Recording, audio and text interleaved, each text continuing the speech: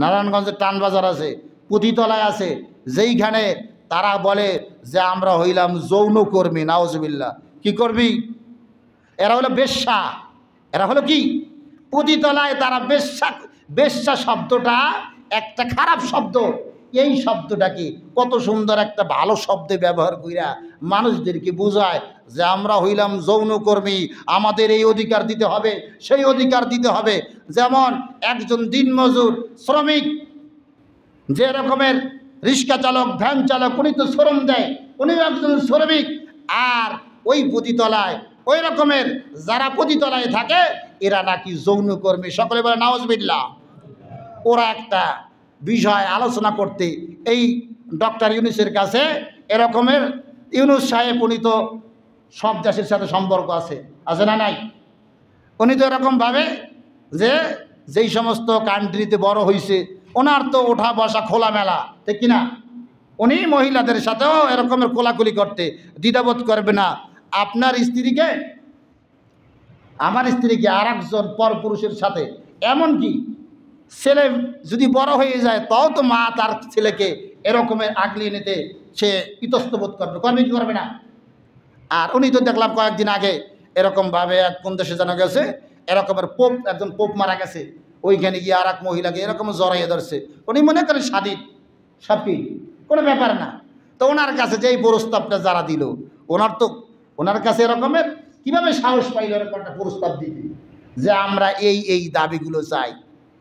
তো ওনাকে সাধারণ জনগণ অনেকেই মনে করে খুব ভালো ইউনূস সাহেব আসছে, নারীর চাইতে পুরুষ আসছে, তো বেশ ভালো হবে। উনি এই ভালো করতেছে নাকি? এটা কি ভালো হবে না খারাপ হবে? যে খারাপ হবে যে যৌনকর্মীদেরকে যদি এরকম সুযোগ দেওয়া হয়, যৌনকর্মীরা এই যে পুরুষদেরকে জ্বালাইয়ে ভালো রাখবে না খারাপ বানাইবে? খারাপ বানাই ফেলবে।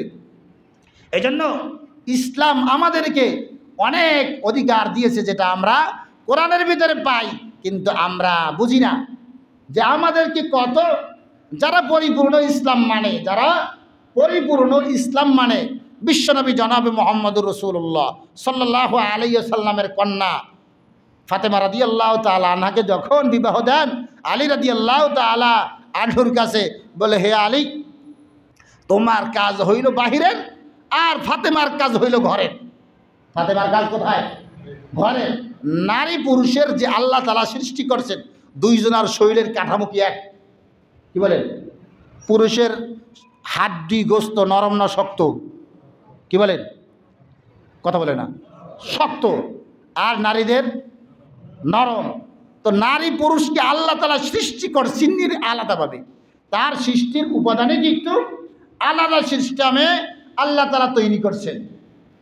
এখন যদি বলি যে আমরা নারীর অধিকার, আমাদের সমান অধিকার লাগবে, যেমন আবার তাদের এরকমের একটা, তাদের যে বাংলাদেশে সংসদ গঠন করার জন্য যেগুলো আসন আছে, ওনাদেরকেও এরকমের সমানভাবে আসন ওনারা চায়। ওনারা এমনভাবে আসন চান যে ওনারা একেবারে প্রত্যেকটা পুরুষের সাথে ঘষা মাজা করতে পারে ভালোভাবে।